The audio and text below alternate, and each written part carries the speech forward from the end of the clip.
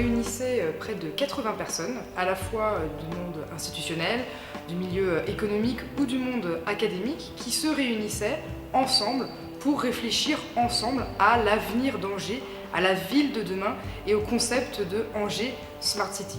Donc ces personnes ont travaillé ensemble sur différentes thématiques et bien entendu c'est tout naturellement que j'y ai participé pour apporter aussi mes idées et aussi recueillir les avis des uns et des autres sur leur vision d'Angers, ville intelligente.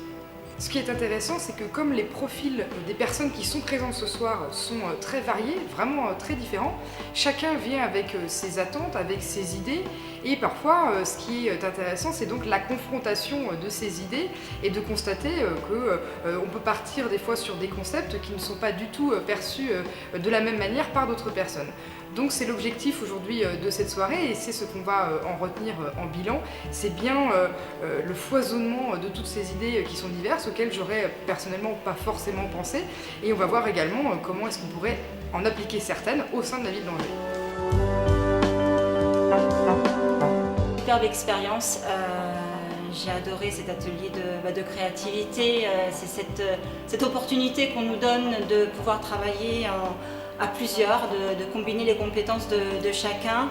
On ne se connaissait pas, on a appris pendant ces 2 heures et demie à se connaître, à partager des idées, à rebondir sur les idées des autres. C'était un workshop très rythmé, mais autant pour moi c'est nécessaire pour être efficace et pour pouvoir pitcher effectivement un projet à la fin des 2 heures. Ce qui peut être frustrant, c'est du coup de ne pas pouvoir approfondir et développer nos idées, aller plus loin, mais c'est le jeu et on a beaucoup apprécié de rentrer dans ce jeu et de présenter notre projet qui, j'espère, retiendra l'attention d'un grand nombre de personnes.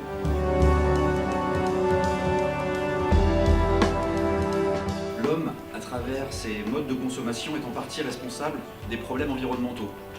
On est parti de ces 2 constats pas forcément très gais pour en faire, à notre sens, une chance pour vous proposer l'idée de ce soir.